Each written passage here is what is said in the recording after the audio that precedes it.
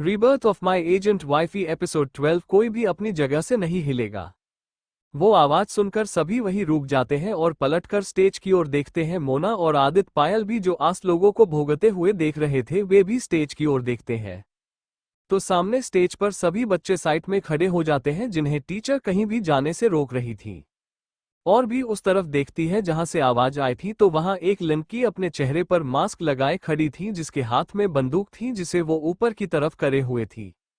वो लड़की सभी को खुद को देखता देखकर बोली, अगर आप लोग खुद की और बच्चों की चिंता है तो अपनी अपनी जगह वापस बैठ जाओ।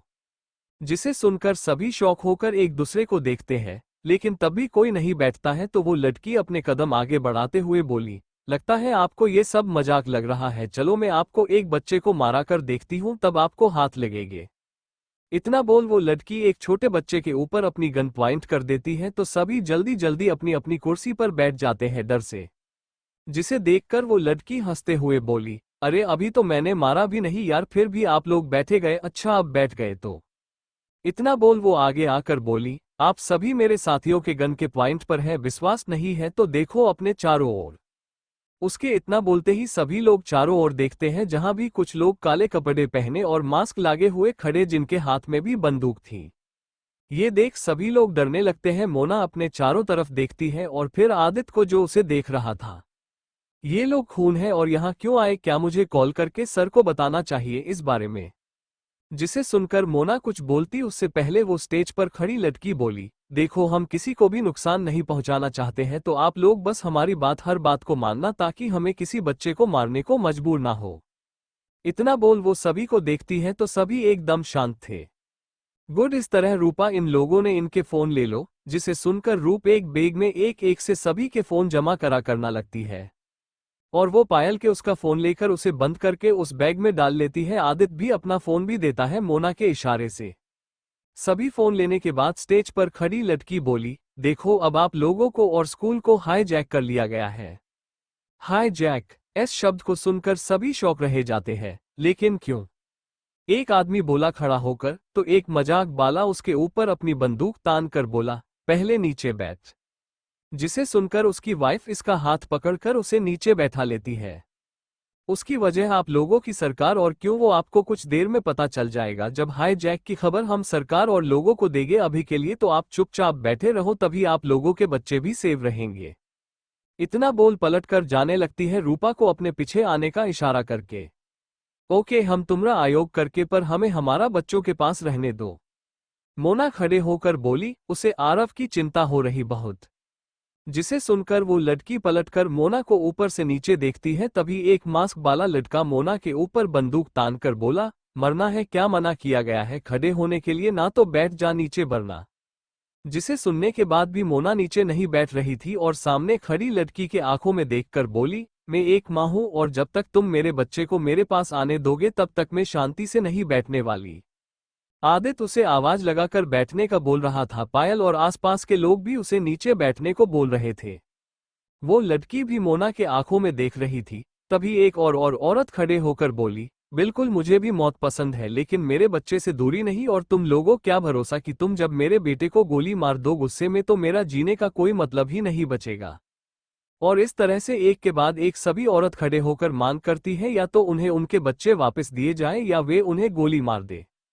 सभी मास्क वाले ये देखकर हैरान थे और वो अपनी बॉस जो देखते हैं जो स्टेज पर खड़े होकर मोना को देखे जा रही थी और मोना उसे, ठीक सभी बच्चे अपनी माँ के पास जा सकते हैं, उसके ऐसा बोलते हैं सभी बच्चे रोते हुए स्टेज से नीचे उतरकर अपनी अपनी माँ के पास जाने लगती है। वो मास्क वाली लड़की मोना को देख रही थी। वो ये देखकर बोली, लेकिन ये गलती मत करना कि आप लोग कुछ भी कर सकते हैं, अगर किसी ने थोड़ी भी चालाकी की तो उससे उसका बच्चा छीनकर उसे मौत के घाट उतारा दिया जाएगा।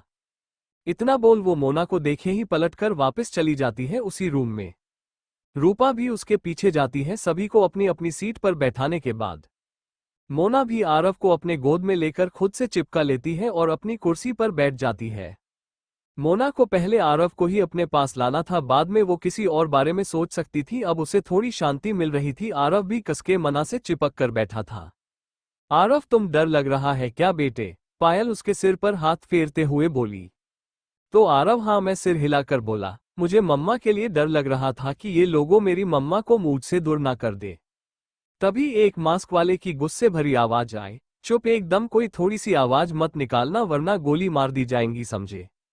जिसे सुनकर आरव वापस अपना सिर मोना की सीने में छुपा लेता है तो मोना पायल को शांत रहने का इशारा करती है। पीछे कुर्सी पर बैठा आदित्य जब ये देखता है तो वो राहत के सांस लेता है कि चलो अच्छा है कि उसके बीवी बच्चे दोनों एक साथ उसके आंखों के सामने।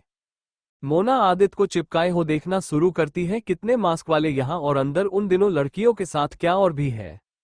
यहाँ 3 लोग थे, तीनों लड़के हैं, ये 2 मोना उन्हें देख समझ गई थी। उसे पहले पता करना होगा इन ये कितने लोग और इनका क्या मकसद है, तभी वो कुछ सोचेगी। और यहाँ बहुत बच्चे हैं, मासूम लोगों हैं, तो बिना सोचे समझे वो कोई गलती नहीं कर सकती। मोना ये सोच रही थी, वहीं वो मास्क वाली लड़की वापस अंदर आकर सामने कंप्यूटर के पास बैठ लड़के से बोली, राजीव काम हुआ या नहीं अभी तक पूरा। तो वो लड़का जी बॉस बोलता है। पुरानी बिल्डिंग में राहुल का रूम का डोर खोलकर नताशा, कविता और लिली तीनों अंदर आते हैं तो देखते हैं कि एक लड़की बेड के पास नीचे बैठी है, उसके आगे नाश्ते की प्लेट भी राखी हुई है जिसमें से उसने कुछ नहीं खाया है।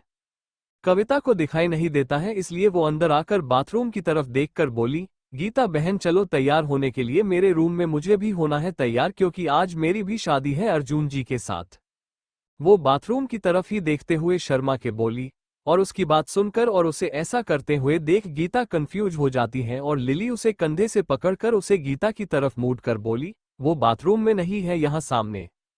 जिसे सुनकर कविता बोली, अच्छा मेरे रूम में इस तरफ बाथरूम है, ये घर किसने बनाया है यार, हर रूम में अलग अलग रूम, अलग अलग जगह बाथरूम बनाकर रख दिए। उसकी बात सुनकर लिली और नताशा गहरी सांस लेते हैं। तभी गीता बोली, आप लोग जाओ यहाँ से, मुझे नहीं करनी उससे कोई शादी, मर जाऊंगी लेकिन शादी करूंगी उससे। जिसे सुनकर नताशा और लिली एक दूसरे को देखती हैं तो कविता गुस्से से सामने देखकर बोली, क्यों नहीं करनी तुम्हें शादी, मेरे देवर राहुल है, अरे बहुत समझो, वो तुम जैसे लड़की से शादी कर रहा है जो पैसे के लिए कुछ भी कर सकती हो, मेरा देवर हीरा है। उसकी बात सुनकर नताशा बोली, तूने कुछ ज्यादा नहीं बोल दिया है। हाँ तो गलत क्या बोला मैंने भला, इस लड़की ने पैसे के लिए हमें मरवाने का प्लान नहीं बनाया था, उस इंस्पेक्टर अली के साथ जिसने मुझे और नताशा दी, आपकी जान लेनी चाहिए थी। जिसे सुनकर गीता बोली, तो आप लोग गलत हो ना, और मैंने कोई गलती नहीं थी, आप लोगों को तो मौत की सजा मिलनी चाहिए। नताशा और लिली उसे घूरती है और कविता गुस्से में आगे बढ़ते हुए बोली, तेरी तो मैं क्या बोली। लेकिन तभी नताशा और लिली उसे पीछे पकड़ लेते हैं, छोड़ दो मुझे, इसने क्या बोला कि हमें मौत की सजा मिलनी चाहिए, अरे ये जानती क्या हमारे बारे जो ऐसा बोल रही है। मुझे जानना भी नहीं, तुम लोगों जाओ यहाँ से, मेरा किसी से बहस करने का मन नहीं है। गीता तीनों को देखकर बोली मुंह फेर कर, तो लिली कविता और नताशा को वापस चलने बोलकर गीता जो देख बोली, ये लटकी नहीं सकजगी क्योंकि इस लगता है कि हम लोग बुरे हैं और वो इंस्पेक्टर अली सही था जो मासूम लोगों का इनकाउंटर करता है। चलो, इतना बोल वो दोनों को वहां से ले जाती है और गीता इन्हें जाते हुए देखकर उसकी बात को सोचने लगती है। तीनों जब बाहर आती है तो राहुल सीढ़ियां से उनके तरफ आ रहा था। क्या भाभियों आप इस क्यों आ रही है, क्या उसने माना कर दिया। तीनों हाँ में सिर हिला, फिर कविता गुस्से में बोली, राहुल आप उस लड़की को समझा दीजिए कि वो हमसे अच्छे से बात करे और आगे से उसने मरने मारने की बात बोली तो मैं उसका खून कर दूंगी। जिसे सुनकर राहुल हैरान हो जाता है। तभी लिली बोली, राहुल अब तुम ही उसे तैयार करो, लो अपने कपड़े, और हाँ वो अभी हमें गलत समझ रही है तो मेरी बात मानो, तो उससे शादी करने से पहले उसे सब कुछ सच बता दो, उसके बाद ही शादी करना सही होगा तुम्हार उसके साथ, क्योंकि शादी कोई मजाक नहीं है, जो अभी कर बाद में मजा नहीं आया तो छोड़ दी। इतना बोल वो कविता के कंधे पर हाथ रख बोली, चलो बहन हम तुझे तैयार कर दे। इतना बोल नताशा और लिली कविता को उसके रूम में ले जाते हैं। तीनों के चेहरे पर साफ देख रहा था कि गीता ने उन्हें क्या कुछ सोना, जिसे देखकर राहुल गुस्से में अपने रूम में आकर वो डोर बंद कर वापस पलटकर गीता को देख उसके कदम बढ़ाकर बोला, तुम्हारी इतनी हिम्मत कि तुमने मेरी भाभी को सुनाया। गीता जो राहुल को अपने तरफ आते हुए देख रही थी वो खड़े होकर बोली, हाँ तो क्या गलत बोला, तुम सब लोगों बुरे हो जिन्हें मौत की सजा मिलेगी, एक दिन देख लेना। उसकी बात सुनकर राहुल का और ज्यादा गुस्सा बढ़ जाता है और उसके पास आकर उसका गला पकड़कर बोला, क्या बोल रही है तू, और तुझे पता भी मैंने सच जाने कुछ भी मत बोला कर, समझी। गीता राहुल के हाथों को अपने गले से हटाकर उसके गाल पर एक जोर का थापड़ जड़कर बोली, तुम्हारी हिम्मत कैसे हुए मेरे पास आकर मेरा गला दबाने की, दो कोड़ी के इंसान। राहुल अपने गाल पर हाथ रख गुस्से से गीता को देखने लगती है तो गीता गुस्से में राहुल की तरफ उंगली पॉइंट करके बोली, आंखें नीच कर, मैं कोई आम लड़की नहीं हूं समझे। पहले तूने जो भी किया तब मैं बेहोश थी, अब हाथ लगा तो दिखा, तेरे सारे दांत ना तोड़ दिए एक मौके में। तो मेरा नाम भी गीता कौर नहीं समझे, बड़ा आया मुझसे शादी करने वाले तेरे जैसे भिखारी और बुरे इंसान से तो मेरी जूती भी शादी ना करे। इतना बोल वो राहुल को घूरते हुए साइड से जाने लगती है।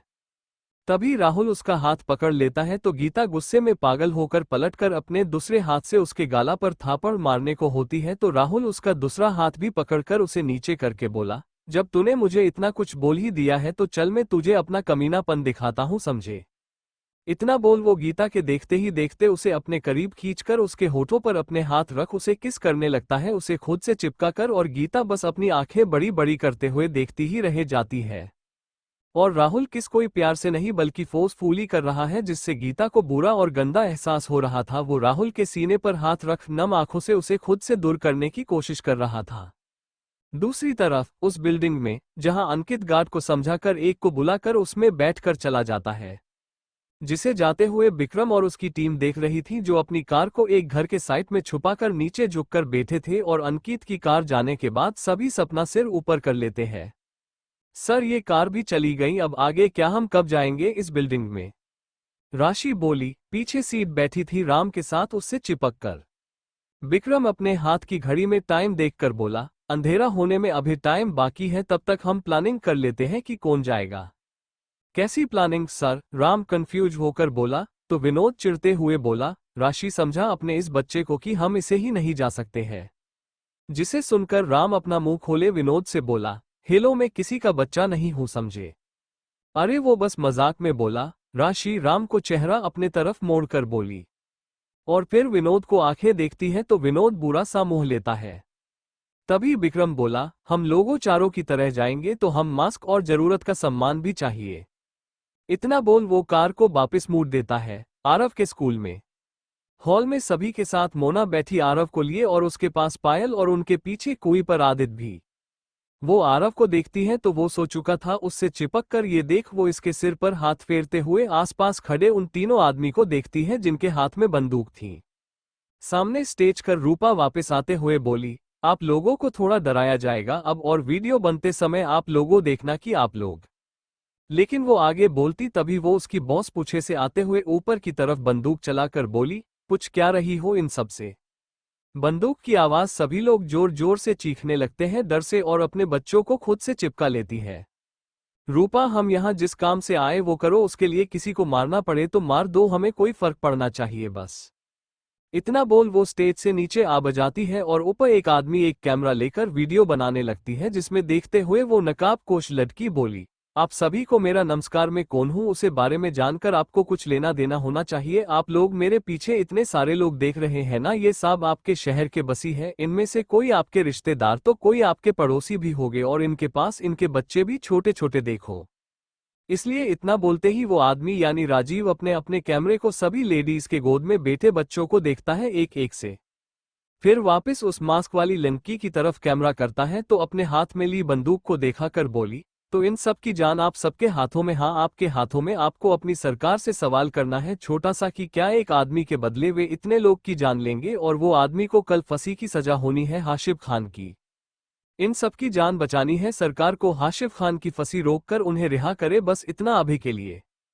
इतना बोल वो एक गोली और चला देती है ऊपर, जिसे सुनकर सभी को चीख सुनाई देती है, तो उसी के साथ वो राजीव वीडियो बनाना बंद कर देता है। तो वो मास्क वाली लड़की एक नज़र सभी को देख फिर वापस स्टेज पर आकर रूपा से बोली, इन सब पर नज़र रखना, और राजीव के साथ चली जाती है वापस उस रूम में। रूपा स्टेज से नीचे आकर सभी को देखकर वही खड़ी हो जाती है। मोना ये सब देख रहे थी, वो समझ चुकी थी ये लोग अपने साथी को बचाने के लिए ये सब कर रहे हैं। अभी आरव की आवाज उसके कानों में आती है, मम्मा मुझे डर लग रहा है बहुत। जिसे सुनकर पायल और मोना आरव को देखते हैं, जो मोना को देख रहा था अपना सिर ऊपर करके। तो मोना उसके सिर पर हाथ फेरते हुए बोली, मम्मा है ना आपके साथ बेटे, तो फिर क्यों डर रहे हो, ये लोग हमारा कुछ नहीं कर सकते। इतना बोल मोना फिर उसे खुद से चिपका लेती है। तभी एक आदमी खड़ा होकर बोला, मुझे टॉयलेट जाना है। जिसे सुनकर एक बंदूक वाला आदमी उसके पास आकर बोला, चुपचाप बैठ जा वरना मारा जाएगा समझ। अरे क्या मैं टॉयलेट करने भी नहीं सकता हूँ? नहीं सकता बैठा चुपचाप, हमारे बॉस की आज्ञा के बिना कोई कहीं नहीं सकता है, समझे तुम लोग? इतना बोल उसे नीचे बैठने लगता है कंधे पर हाथ रखकर, तो वो आदमी उसका हाथ अपने कंधे से दूर करके बोला, दूर रहो मुझसे, मैं डरता नहीं हूँ। लेकिन तभी रूपा उसके पास आकर उसके गाल पर एक जोर का थप्पड़ रसीद कर बोली, चुपचाप बैठ जाओ। और फिर अपने साथी से बोली, इनमें से किसी की बकवास नहीं सुनना है, सीधा गोली मार दो। इतना बोल सभी को बंदूक दिखाकर बोली, चुपचाप बैठे रहो वरना मरने के लिए तैयार रहना। पुरानी बिल्डिंग में राहुल के रूम में राहुल को खुद को जबरदस्ती किस करते हुए देखता देखकर गीता के आंखों से आंसू बह रहे थे। कुछ देर किस करने के बाद जब राहुल गीता को छोड़ता है तो वो उसे नम आंखों से और गुस्से से घूरे जा रही थी, जिसे देखकर राहुल अपने चेहरे पर टैडी मुस्कान लाकर बोला बोला देख बेबी, अभी तो मैंने तुम्हें किस ही क्या, और अगर तुम चाहती हो कि मैं कुछ और ना करूं आगे तो वो रखा शादी का जोड़ा, उसे पहनकर तैयार हो जाओ जल्दी से मैं तुम्हें 30 मिनट देता हूं। इतना बोल राहुल जाने लगता है तो गीता रोते हुए बोली, वो सब तो तुमने पहले ही कर लिया मेरे साथ, तो फिर अब क्यों खुद को रोक रहे हो? इतना बोल पलटकर राहुल को देखती है तो राहुल उसे देखता कुछ देर, फिर मुस्कुराकर उसके पास आकर उसके चेहरे को छूने को होता है, लेकिन गीता उसका चेहरा खुद से दूर कर देता है। तो राहुल उसके कमर पर हाथ रख उसे खुद से चिपका कर उसके फिर दूसरे हाथ से उसके चेहरे से उसे साफ कर बोला, लेकिन वो सब तो मैंने तब किया था जब तुम बेहोश थी, इसलिए मुझे समझ नहीं आया कि जब मैं होश में तुम्हारे साथ करूंगा तब तुम्हें कैसे लगेगा, और यही फील करना है मुझे, समझी? राहुल बोल तो रहा था लेकिन वो बिल्कुल भी ऐसा बोलना नहीं चाहता था, जिसकी वजह थी उसका ये दिल जो दुख रहा था इस लड़की के आंखों में आंसू देखकर। लेकिन वो क्या करे, इसने मजबूर कर दिया उसे ऐसा करने पर। जब भी वो इस लड़की से प्यार से पेश आता है तभी यह लड़की उसे ऐसा कुछ करके गुस्सा दिला देती है कि वो उसके साथ इतना कठोर व्यवहार करता है। राहुल गीता के आंखों में देखकर यह सोच रहा था, और गीता को ना जाने क्यों ऐसा लग रहा था कि ये लड़का जैसा उसे देखा रहा है वैसे है नहीं, बस अपने गुस्से में गलत कदम उठा रहा है। राहुल देखो ये सब मत करो, जबरदस्ती प्यार या शादी नहीं होती है, और तुमने जो मेरे साथ किया मैं उसे भूलने को तैयार हूँ, बस तुम मुझे जाने दो यहाँ से, मैं फिर कभी तुम्हारे लिए मैं नहीं आऊंगी पक्का। जिसे सुनकर राहुल मुस्कुराकर गीता से दूर होकर बोला, फिर से पागल बनाने का प्लान कर रही है क्या? मुझे इतना बड़ा बाला पागल समझा है? अब मैं तुम्हारी इन भूली बातों में भी नहीं आने वाला। 30 मिनट तुम्हारे पास, केवल 30 मिनट, इतने तुम तैयार नहीं हुई तो फिर सोच लेने में क्या करूंगा तुम्हारे साथ। राहुल गीता के होठों पर उंगली फेरते हुए बोला। तो गीता गुस्से से बोली, तुम बहुत घटिया और कमीने हो राहुल, मुझे एक पल के लिए लगा तुम गुस्से में कर रहे हो ऐसा, लेकिन नहीं, तुम तो सच में कमीने हो। राहुल अपने कदम पीछे लेते हुए बोला, ओके जो तुम समझो, मुझे उससे कोई फर्क नहीं पड़ता है, 30 मिनट में तैयार हो जाना वरना फिर तुम्हारे साथ क्या होगा उसके लिए तैयार रहना, समझी? इतना बोल वो रूम से निकल जाता है, और गीता उसे गुस्से में देखते हुए उल्टा सीधा बोले जा रही थी पर उसने उसकी एक नहीं सुनी और डोर बंद कर चला गया था। गीता फिर वहीं पर नीचे बैठकर रोने लगती है। कविता को तैयार करने के बाद लिली जब अपने रूम आती है तो वो विशाल को बेड पर बैठा हुआ देखकर हैरान हो जाती है। आप मेरे रूम में क्यों विशाल? मैंने पहले ही साफ कर दिया था ना कि हमारे बीच कुछ नहीं हो सकता है, तो प्लीज आप जाओ यहाँ से। लिली विशाल को बाहर का रास्ता दिखाकर बोली, तो विशाल खड़ा होकर बोला, ओके मैं समझ रहा हूं लेकिन मैं तुमसे प्यार। बस विशाल आगे एक शब्द भी नहीं निकालना अपने मुंह से, प्लीज जाओ यहाँ। लिली विशाल को आगे कुछ ना बोलने का इशारा करके बोली, तो गहरी सांस लेकर बोला, ठीक जा रहा हूं लेकिन ये तुम्हारे लिए कपड़े हैं, इन दोनों में किसी एक हो तुम पहन सकती हो। लिली, एक में तुम्हें खुशी और प्यार और मैं भी मिलूंगा, और दूसरे में तुम्हें दर्द और केवल दर्द ही मिलेगा। इतना बोल वो विशाल बिना फिर लिली को देखे तेज कदमों से चला जाता है रूम से बाहर। लिली बेड पर रखे उन दोनों बॉक्स को देखती है और फिर डोर बंद करके बोली, मुझे कुछ नहीं पहना इनका अब। और इतना बोल वो बाथरूम में चली जाती है, और कुछ देर बाद वो टॉवल में बाहर आकर अपना सिर के बाल सुखाने लगती है, और फिर से उसकी नजर आईने से बेड पर रखे उन दोनों बॉक्स पर जाती है तो उसके अंदर उन्हें देखने की बहुत तेज इच्छा होने लगती है, लेकिन वो खुद को कंट्रोल करती है पर उसका मन नहीं मानता है। तो वो आखिर में गहरी सांस लेकर बेड के पास आकर बोली, देख लेती हूँ इनमें ऐसा क्या को, एक में मेरी लाइफ में केवल दर्द ही दर्द है और दूसरे में खुशी ही खुशी। इतना बोल लिली हिम्मत करके पहले बॉक्स को खोलने लगती है तो उसके दिल की धड़कन बहुत तेज, और जिसे ही बॉक्स खोलता है उसे देखने से पहले लिली अपनी आंखें बंद कर फिर अपना हाथ बॉक्स के अंदर डालकर उसे चीज को बाहर निकालती है, तो उसमें एक सुंदर खूबसूरत साड़ी देखकर लिली का मुंह खोला का खोला रह जाता है। ये भगवान, ये आदमी को शर्म नहीं मुझे ऐसा गिफ्ट देते हुए, मैं किसी और की विधवा हूँ, कुछ तो शर्म कर लेते। विशाल, अब आप गए काम से। इतना बोल वो उस साड़ी को दूर फेंक देती है गुस्से में और फिर पलट कर जाने लगती है, लेकिन फिर दूसरी को बॉस को देखकर कुछ सोचकर वो उसे फाड़ देती है। अगर इसमें ऐसा कुछ हुआ तो वो पक्का उसे गोली मार देगी। लेकिन उस बॉक्स में जो होता उसे देख वो शॉक हो जाती है और वो कंफ्यूज होकर अपने हाथ में ली सफेद साड़ी को देखने लगती है और फिर साइड में पड़ी उसे रेड लाइट साड़ी को भी। विशाल ने उसे एक सफेद साड़ी और दूसरी रेड रंग की साड़ी क्यों भेजी थी भला यार? और वो दोनों को एक एक हाथ में लेकर आईने के सामने आकर बोली, सफेद और रेड साड़ी यानी दुख और खुशी की साड़ी। और इतना बोल उसकी आंखें शौक से बड़ी बड़ी हो जाती है। विशाल के कहने का मतलब अब उसे समझ में आया कि यहाँ तो सफेद साड़ी पहनकर आए शादी में तो उससे उसका कोई रिश्ता नहीं होगा और हमेशा फिर अपने मारे हुए पति की याद में जिए और दर्द सहे, या फिर इस रेड साड़ी पहनकर आए और अपने लाइफ में खुशी चुने। विशाल को चुनकर यानी विशाल ने आखिर उसे शादी का ऑफर दे भी दिया। ये सच लिली का चेहरा शर्म से लाल होने लगता है और अपने दोनों में पकड़ी दोनों साड़ी को देखती है तो दोनों लाइफ उसे दिखाई देती है। एक में वो अकेली और दर्द में रोती और चुपचाप रहेगी और दूसरी में वो विशाल के साथ उसका हाथ पकड़कर प्यार की बात कर रही है।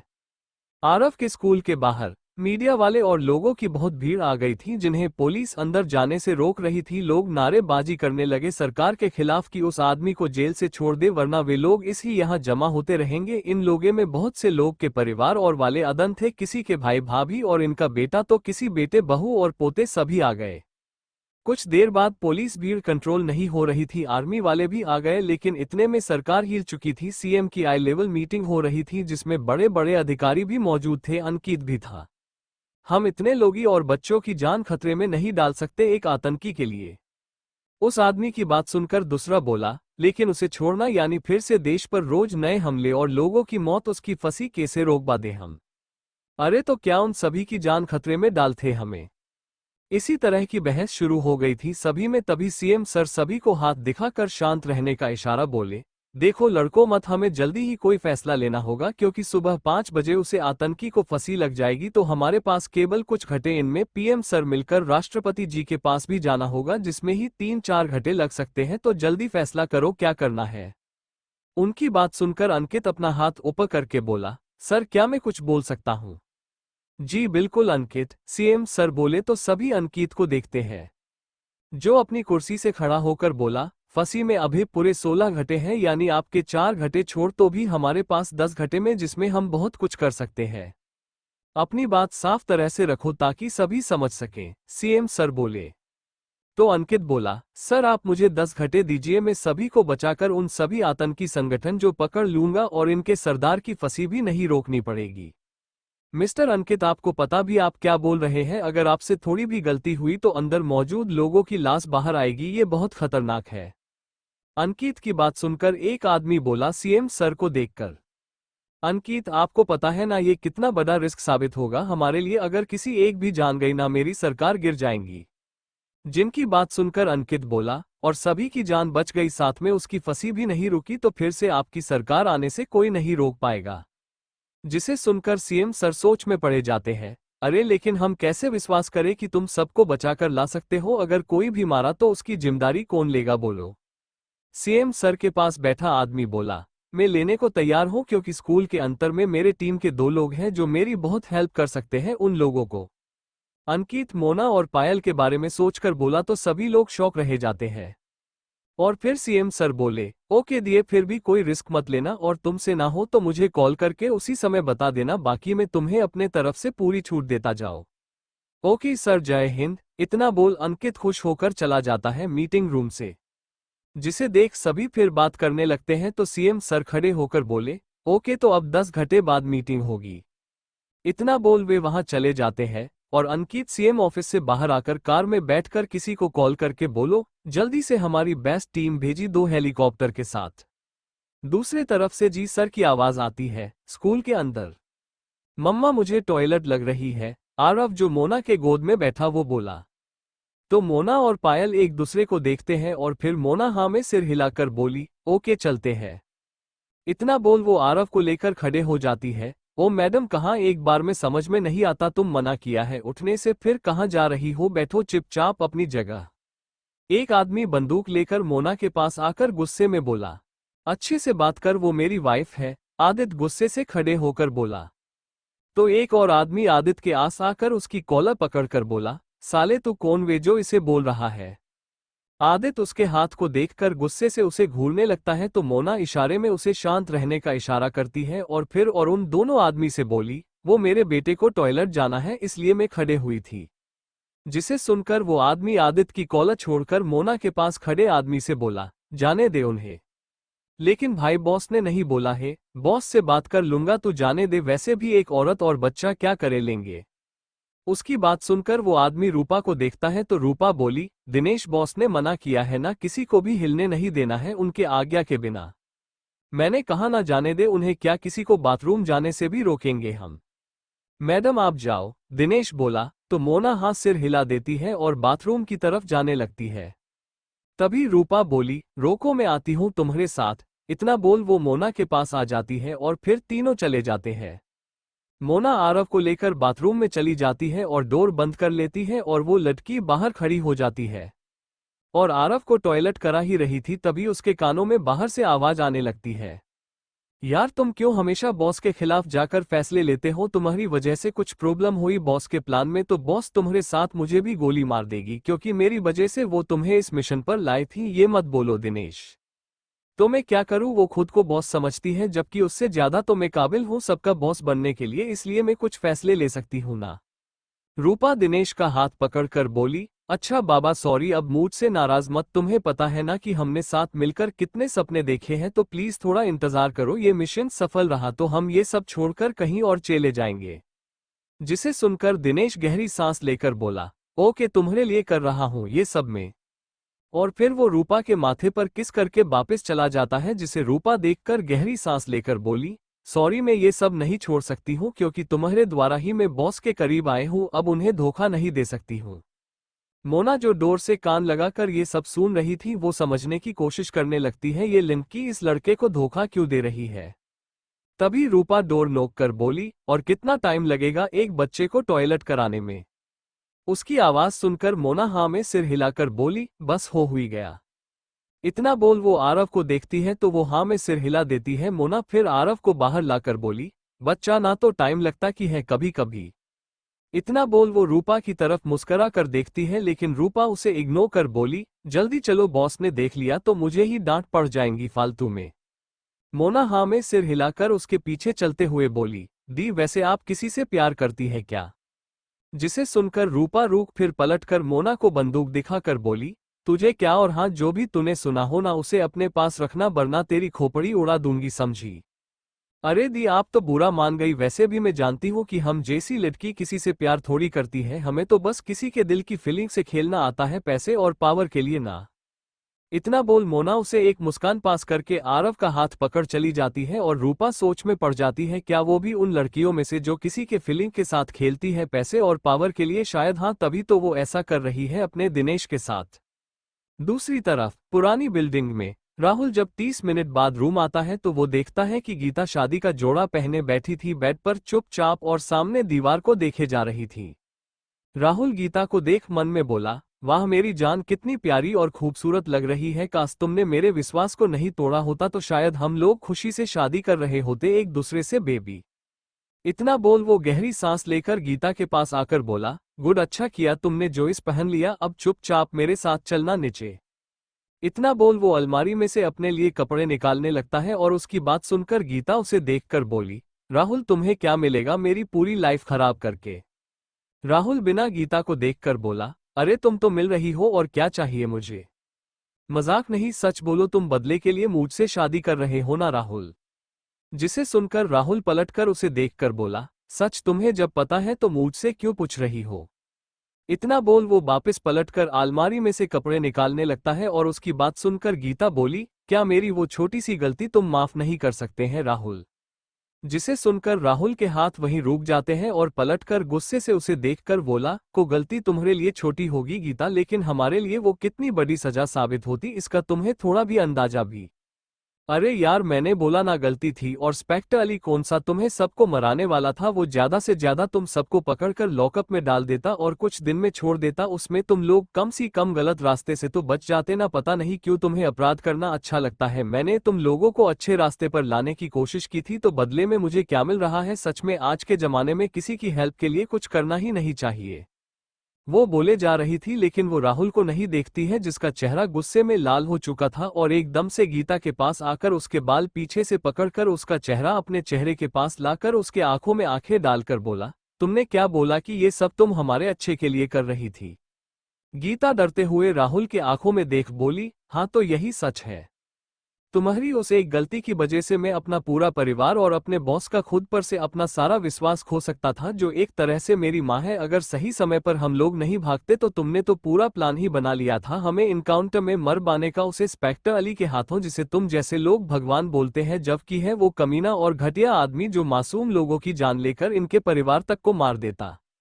गीता राहुल की बात सुनकर हैरान होकर बोली, तुम झूठ बोल रहे हो, ऐसा हो ही नहीं सकता। इंस्पेक्टर अली बहुत अच्छे इंसान थे, भगवान इनकी आत्मा को शांति दे। तो तुम से आदमी दिमाग जो किसी भले आदमी के बारे में ऐसी सोच रखता है, और कमाने वो नहीं तुम हो बुरे, तुम बहुत घटिया वो इंसान हो। राहुल तुम एक लड़की के बेहोशी में उसका फायदा उठाते हो, मैं कभी तुम्हारी बात पर विश्वास नहीं करेगी। गीता राहुल के आंखों में देखकर गुस्से में बोली तो राहुल उसे कुछ देर देखता है और फिर उसे छोड़कर बोला, अच्छा अब तुम इसी गलत फहमी के साथ जियो कि वो आदमी मर चुका है और मैं गलत, और चलो अब मैं गलत हूं तो ये गलत आदमी तुमसे जबरदस्ती शादी करूंगा, तुम्हें दर्द दूंगा क्योंकि मैं गलत हूं। इतना बोल गीता को पकड़कर अपने कंधे पर उठाकर बोला, चलो अब मैं इसी तुम शादी करूंगा चलो। इतना बोल वो उसे ले जाने लगता है रूम से बाहर, अपने कंधे पर रखकर गुस्से में, और गीता जोर जोर उसके पीठ पर मुक्के मार रही थी रोते हुए कि उसे छोड़ दो। आरव के स्कूल के बाहर डोर पर अंकित की कार आकर रुकती है और कार से बाहर आता है तो एक इंस्पेक्टर उसके पास आकर बताने लगता है कि सर अभी तक अंदर से कोई बाहर नहीं आया और ना कोई अंदर जा सकता है। अंकित उस इंस्पेक्टर को ऊपर से नीचे देख फिर गहरी सांस लेकर बोला, अंदर लोगों फंसे नहीं है बल्कि हाईजैक हुई तो भला कोई किसे बाहर आएगा, उन लोगों ने उनके ऊपर बंदूक ताने होंगे। जिसे सुनकर वो इंस्पेक्टर जी सर बोलकर वापस अपना काम करने लगता है। तभी एक कार और आती है जिसमें से 2 लड़की और 3 लड़के बाहर आकर अंकित को सल्यूट करते हैं। मैंने हेलीकॉप्टर का भी बोला, तुम लोग एक कार में क्यों आए? अंकित कंफ्यूज होकर बोला। तो वे पांचों लोग एक दूसरे को देखते हैं और फिर एक लड़की बोली, वो सर हेलीकॉप्टर में तेल नहीं था तो हमें किसे लाते? जिसे सुनकर अंकित उस लड़की से बोला, मोनिका सच में तेल खत्म हो गया था, ये तुम्हें मजा आता है अपने मन की करने में? जिसे सुनकर वो लड़की नामे सिर हिलाकर बोली, नहीं सर। जिसे सुनकर अंकित गहरी सांस लेकर बोला, ओके मेरे पीछे आओ।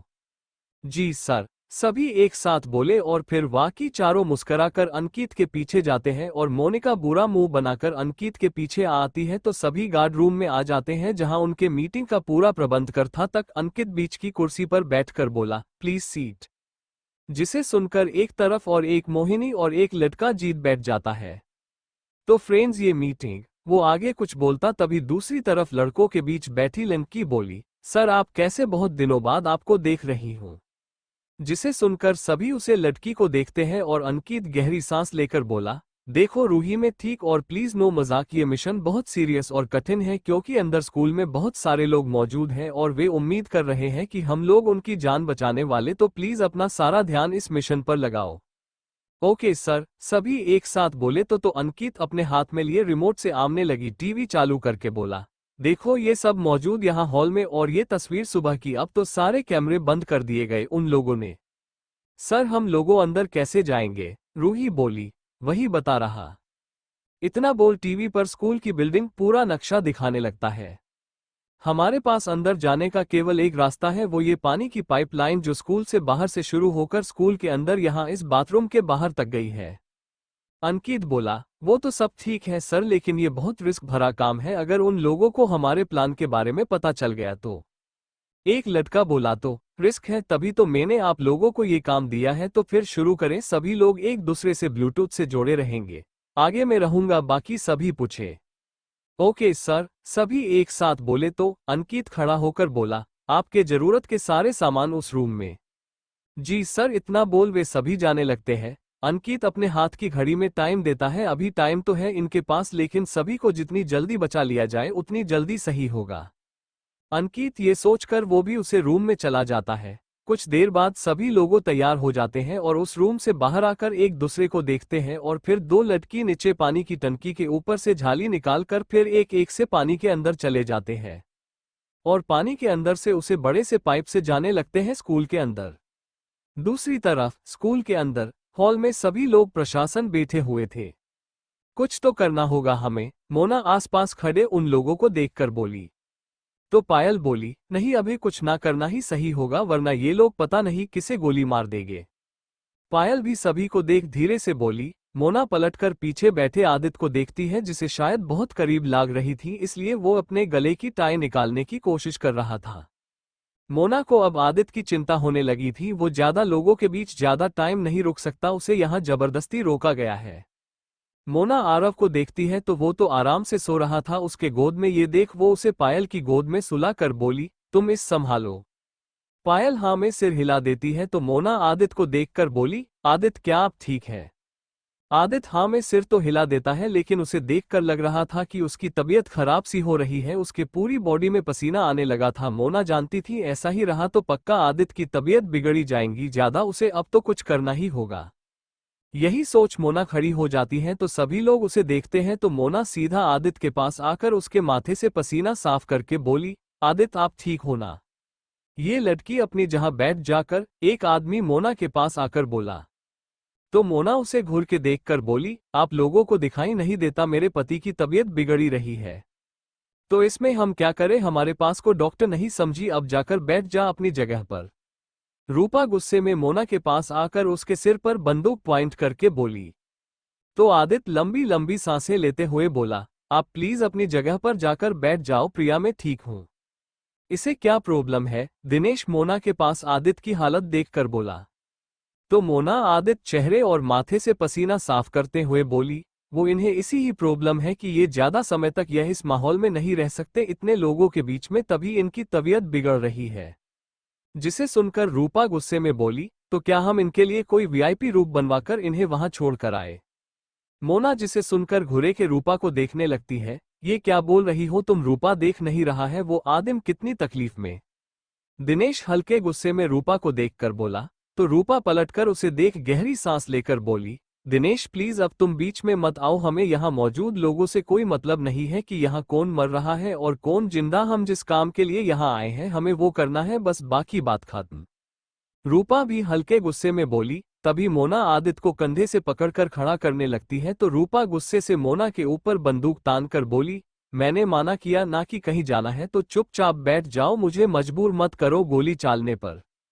रूपा बंदूक नीचे करो, दिनेश उसका हाथ पकड़कर बोला। तो वो लड़की गुस्से से उसे देख बोली, दिनेश तुम्हार बहुत हो रहा है, दूर रहो इन सब से, चुपचाप वहां खड़े हो जाओ, वाकई में इन सबको देख लूंगी। मोना इन सबको इग्नोर कर आदित्य पकड़कर बाथरूम की तरफ ले जाने लगती। दिनेश गुस्से से रूपा को देख रहा था तो रूपा पास खड़े लड़के से बोली, तुम इस यहां से ले जाओ। जिसे सुनकर वो लड़का दिनेश को पकड़ लेता है और उसे वहां से ले जाने को होता है। रूपा मोना के आगे आकर उसके माथे पर बंदूक तान कर बोली, तुम्हें एक बार में कोई बात समझ नहीं आती है क्या? जाकर अपनी जगह बैठो। रूपा गोली मत चलना और बंदूक नीचे करो अपनी, दिनेश उस आदमी के हाथों से छूटने की कोशिश करते हुए बोला। बाकी लोग ये हैरानी से देख रहे थे। मोना रूपा को देखकर बोली, मुझे कोई नहीं रोक सकता। इतना बोल वो एक हाथ से आदित्य को पकड़ फिर दूसरे हाथ से रूपा का हाथ पकड़कर उसे नीचे करके बोली, इस खिलौने से किसी और को डराना या फिर अपने बॉयफ्रेंड को जिसे तुम पागल बना रही हो। इतना बोल वो उसे घुरे हुए आदित्य को वहां से लेकर जाने लगती। मैंने कहा रुक जाओ, रूपा फिर से अपनी बंदूक मोना के ऊपर करके बोली। तभी दिनेश उस आदमी से खुद को छोड़कर भागकर मोना और आदित्य के पास जाता है। रूपा गुस्से में आखिर गोली चला ही देवी है मोना के पीठ पर, लेकिन दिनेश बीच में आ जाता है तो वो गोली उसके कंधे पर लगती है। उसकी आवाज सुनकर मोना और आदित्य वहीं रुक जाते हैं। आदित्य बेहोशी के हाथ में ही मोना के पीठ पर हाथ फेरते हैं, तुम ठीक हो ना? मोना हाँ में सिर हिलाती है और फिर वो आदित्य के साथ पलटकर देखती है तो दिनेश नीचे जमीन पर पड़ा हुआ था, जिसे देख वो शौक रह जाती है। शौक में तो रूपा भी खड़ी थी। गोली चलने की आवाज सुनकर उस रूम से वो मजाक वाली लड़की अपने एक साथ के साथ बाहर आती है और स्टेज पर आगे आकर देखते हैं तो साइड में रूपा के हाथ में बंदूक देख और नीचे जमीन पर दिनेश को पड़ा हुआ देख वो शौक होकर अपने पास खड़े राजीव को देखती है और फिर उस तरफ जाते हुए बोली, रूपा तुमने ये क्यों किया? जिसे सुनकर रूपा नम आंखों से जमीन पर लेट दिनेश को देखकर बोली, बॉस ये हमारे काम के बीच आ रहा था, हर बार इन लोगों की मदद कर रहा था, ऐसा ही रहा था, ये हमें धोखा भी दे सकता था, इसलिए मैंने इस गोली मार दी। दिनेश पहल हैरानी से अपने सामने खड़ी लड़की को देखता है और फिर दर्द में भी मुस्करा देता है। वो मास्क वाली लड़की एक लड़के से बोली, तुम इस अंदर लेकर जाओ। जिसे बॉस इतना बोल वो आदमी एक और आदमी के साथ ले जाने लगता है तो मोना उसे जाते हुए देखकर बोली, तुम अच्छे हो, काश तुम्हें एक अच्छे इंसान से प्यार करते। इतना बोल मोना रूपा को देखने लगती है और दिनेश हाँ में सिर हिलाकर अपनी आंखें बंद कर लेता है। वे लोग उसे ले जाते हैं। वो मास्क वाली लड़की फिर मोना को देखकर बोली, तुम्हें क्या प्रॉब्लम है, क्यों बार बार परेशान कर रही हो हमें, यहाँ और भी लोग हैं ना, उन्हें तो कोई प्रॉब्लम नहीं है। इतना बोल वो मोना को घूरने लगती है तो मोना बोली, मुझे भी कोई शौक नहीं है तुम लोगों के मुंह लगने की, पर मेरे पति की तबीयत बिगड़ रही थी तो मैं उन्हें सबसे अलग बाथरूम की तरफ ले जा रही थी बस। जिसे सुनकर वो मास्क वाली लड़की बोली, अच्छा तो यहाँ इतने लोग हैं, इन्हें भी कोई प्रॉब्लम होगी तो क्या मैं सबको इनकी मर्जी की करने दूं, जाकर वापस बैठ जाओ अपनी सीट पर, ये मर नहीं रहा है। जिसे सुनकर मोना उसे घूर के देखने लगती है, मुझे आंखें मत देखो समझी रूपा, इन दोनों को वापस उनकी सीट पर बैठो जोकर। इतना बोल वो मास्क वाली लड़की पलटकर जाने लगती है तो मोना बोली, मैं जा रही हूँ। इतना बोल फिर से पलटकर आदित्य को ले जाने लगती है, मार दो उन्हें। मास्क वाली लड़की बस इतना बोली बिना पलटे। पुरानी बिल्डिंग में हॉल में एक मंडप लगा हुआ था जिसमें एक तरफ अर्जुन और कविता बैठ गए थे तैयार होकर। कविता के चेहरे की मुस्कान जाने का नाम नहीं ले रही थी, उससे खुश कोई नहीं, और उसे खुश देखकर अर्जुन भी खुश था और वो उसका हाथ पकड़े हुए था। और साइड में खड़े राघव, नताशा और विशाल भी मुस्कुरा रहे थे, लेकिन विशाल अंदर से बहुत डरा हुआ भी, जो वो किसी को दिखा नहीं रहा था। जिसकी वजह थी उसने जो लिली को 2 साड़ी थी उनमें से लिली जो भी चुनेगी वो फैसला कर देगी कि उनका रास्ता आगे बढ़ेगा या फिर यही खत्म होने वाला है। तुम बहुत खूबसूरत लग रही हो बेबी, तभी अर्जुन कविता के कान में बोला, जिसे सुनकर वो अपना चेहरा नीचे कर लेती है। वैसे ही आज उसका दिल खुशी के मारे उसके सीने से बाहर आने की कोशिश कर रहा है और ऊपर से अर्जुन उसे ऐसी बात बोल रहा है जिससे सुनकर उसका दिल इतना खुश रहा है जिसकी सीमा नहीं है। मैं आपको देख तो नहीं सकती अर्जुन, लेकिन मुझे पक्का पता है कि इस समय मेरे अर्जुन से ज्यादा हैंडसम को भी लग रहा होगा। लिली मुस्करा कर ही बोली तो अर्जुन भी मुस्करा कर बोला, हाँ वो तो है ही बेबी, मुझसे ज्यादा हैंडसम इस दुनिया में कोई नहीं है। हाँ आप सही बोल रहे हैं, और मुझसे ज्यादा सुंदर कोई भी नहीं है। वे दोनों आपस में लगे पड़े हुए थे अपनी अपनी तारीफ करते हुए, और उनकी बात सुनकर राघव और नताशा हैरान थे। क्या सच में ये दोनों जैसे बोल रहे हैं वैसा है भी, ये खुद को पागल बना रहे हैं। वैसे इनका ठीक है, एक को दिखाई नहीं देता और दूसरा उसके अलावा और कुछ देखना भी नहीं चाहता है। लगे रहो अपनी दुनिया में मस्त। आखिर में राघव और नताशा यही सोचते हैं, भगवान ने इनकी जोड़ी बनाई ही इसलिए ताकि दोनों खुद में ही मस्त रहते हैं। पंडित जी फिर राघव और विशाल को देखकर बोले, दूसरे जोड़े को भी लेकर आओ। जी पंडित जी, मैं बुलाकर आता हूं दोनों को, राघव बोला और पलटकर सीढ़िया की तरफ जाने लगता है। तभी उसकी नजर सीढ़िया से आ रहे राहुल पर पड़ती है तो वो शौक होकर उसे देखने लगता है, और उसे रुका हुआ देखकर बाकी लोग भी उसे देखने लगते हैं शौक होकर। राहुल गीता को गोद में लेकर आ रहा था सीढ़ियों से, अब हिलना मत वरना हम दोनों नीचे गिर जाएगी बेबी।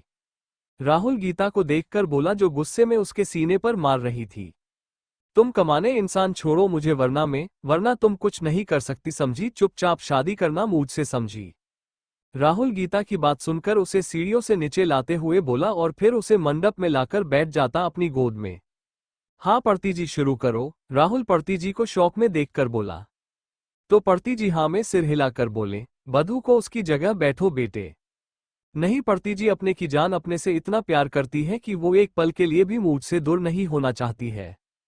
राहुल गीता को अपने गोद में लिए मुस्करा कर बोला, जिसे सुनकर गीता गुस्से में बोली, तुम। मैं समझ गया, अब आगे मत बोलो और पड़ती जी आप शुरू करो। राहुल गीता के मुंह पर हाथ उसे बीच में रोक कर बोला, क्योंकि उसे पता था ये लड़की फिर से उसे कमीना बोलेगी। पंडित जी एक नजर सभी को देखते हैं तो सभी हाँ में सिर हिला देते हैं। राहुल तुम ना इस लड़की को मेरे पास मत बैठना समझे, कविता सामने उंगली पॉइंट करके गुस्से में बोली। बेबी वो वहां नहीं यहाँ बैठा, और चिंता मत करो वो तो उसे अपनी गोद में ले है। अर्जुन कविता के हाथ की उंगली पकड़कर उसे सामने अपने पास करके बोला। तो कविता हैरान होकर बोली, क्या ये राहुल उस जैसी लड़की को अपनी गोद में बैठा कर शादी कर रहा है, तो फिर मुझे भी आपको गोद में बैठकर शादी करनी है अब। कविता मुंह फुलाकर बोली तो सभी के मुंह खोले के खोले रहे जाते हैं। गीता भी शौक थी, क्या ये मजाक हो रहा है या शादी। अरे बेबी, वो तो इसलिए उसे अपनी गोद में बैठाए ताकि वो उसकी गोद से भाग ना जाए। तुम थोड़ी भाग रही हो तो मैं तुम्हें अपनी गोद में बैठाए, अर्जुन कविता को समझाते हुए बोला। तो बाकी सभी भी हाँ में सिर हिला देते हैं। नहीं, मुझे नहीं पता अर्जुन, मुझे भी अब इसी शादी करनी है, मैं इससे कम नहीं हूं, समझे आप। इतना बोल दूसरी तरफ मूड करके गुस्सा होकर बैठ जाती है तो सभी अर्जुन को देखते जो अपना सिर पकड़कर बैठ जाता है, और फिर गुस्से से राहुल को देखते हैं जो अपने दांत दिखाकर बोला, मैंने कुछ नहीं किया, मेरी बेबी मुझसे इतना प्यार करती है कि उसने कसम खाई है कि मेरे गोद में बैठे ही वो शादी करेगी। उसकी बात सुनकर सभी गीता को देखते हैं जो राहुल को खा जाने वाली नजरों से देखे जा रही थी। ये लड़का सच में एक नंबर का कमीना है, सभी यही सोचते। आखिर में अर्जुन कविता को मना रहा था और जब वो नहीं मानती है तो आखिर में वो उसे पकड़कर अपनी गोद में बिठा लेता है। तो कविता शर्माते हुए अपना चेहरा अर्जुन के सीने में छुपाकर बोली, आप भी ना अर्जुन, मुझसे दूर रह नहीं सकते। उसकी बात सुनकर सभी शौक रह जाते हैं और अर्जुन गहरी सांस लेता है। ये उसकी बेबी सच में बहुत शैतान है, बताओ, खुद ही जिद कर रही थी और जब उसने ऐसा कर लिया तो वो बोल रही है कि मैं उसके बिना रह ही नहीं सकता। पड़ती जी, आप मंत्र पढ़ना शुरू करो, इनका चलता रहेगा, राहुल बोला। तो गीता उसे घूरती है कि ये आदमी को बड़ी जल्दी हो रही है उससे शादी की, वो तो करना ही नहीं चाहती इस कमीने से धड़ी, पता नहीं उसने कौन सा बुरा काम किया था जो उसे इस आदमी जैसा पति मिलने वाला है। गीता इतना बोल रोनी सी शकल बना लेती है। अरे ये लिली दी कहाँ रह गई? नताशा आसपास लिली को ना देखकर बोली। तो सभी आसपास देखते हैं, केवल विशाल को छोड़कर। वो गहरी सांस लेता है, शायद उसकी ना तभी वो नहीं आ रही है यहाँ सफेद साड़ी पहनकर, पाता नहीं उसकी लाइफ में ही ऐसा क्यों होता है। विशाल ये सोच रहा ही था तभी उसके कानों में पायल की आवाज आती है। तो वो अपना सिर ऊपर करके सामने सीढ़ियां की तरफ देखता है तो एक खूबसूरत लड़की रेड साड़ी पहने खड़ी थी। उस वो साड़ी में देख विशाल की दिल की धड़कन तेज हो जाती है और उसके कदम सीढ़ियों की तरफ बढ़ने लगते हैं। वो लड़की भी उस लड़के को देखकर नीचे आ रही थी। धीरे धीरे दोनों बाकी सब भूलकर एक दूसरे को देखे जा रहे थे। लास्ट सीढ़ी से पहले सीढ़ी पर वो लड़की यानी लिली का पैर लगड़ाता है तो गिरने लगती है। तभी विशाल जल्दी से आगे बढ़कर उस लड़की को अपने बाहों में पकड़ लेता है। वो लड़की कसके विशाल की शर्ट पकड़कर अपना सिर विशाल के सीने में छुपा लेती है तो विशाल के चेहरे पर मुस्कान आ जाती है और बाकी सभी मुंह खोले ये देखते रह जाते हैं। अर्जुन भाई, शादी तो हमारी हो रही है ना, फिर मुझे ऐसा क्यों लग रहा है जिसे मजा हमारे बड़े भाई ले रहे हैं, हम तो फालतू में शादी कर रहे हैं। राहुल शौक होकर ही बोला। तो अर्जुन शौक में सिर हिलाकर बोला, हाँ बिल्कुल। राहुल की बात सुनकर गीता भी सामने देखती है और फिर राहुल को और उसका मुंह बंद करके बोली, शर्म करो, वो तुम्हारी भाभी है। राहुल हाँ में सिर हिलाकर दूसरी तरफ देखता है तो कविता बोली, अर्जुन क्या हुआ, पंडित जी बोलो ना जल्दी करे शादी। जिसे सुनकर पड़ती जी बोले, हाँ हाँ कर रहा हूँ, पता नहीं कैसे लोगों के घर में शादी करने आ गया मैं। इतना बोल वे आंखें बंद कर मंत्र पढ़ना शुरू कर देते हैं। विशाल अपने बाहों छुपी लड़की को देखकर बोली, तो आप तैयार हैं? लिली अपनी आंखें खोलकर हाँ में सिर हिला देती है तो विशाल उसे गोद में लेकर राहुल के पास बैठ जाता है। लिली को गोद में लेकर तो सभी उसे शौक होकर देखते हैं। वो मैंने सोचा मैं भी कर लूं ताकि हमारा खर्चा बच जाए। जिसे सुनकर लिली अपना चेहरा विशाल के सीने में छुपा लेती है शर्माते हुए। राघव फिर नताशा को देखता है तो वो ना सिर हिलाकर बोली, नहीं राघव, हमारी शादी हो चुकी है, मत भूलो।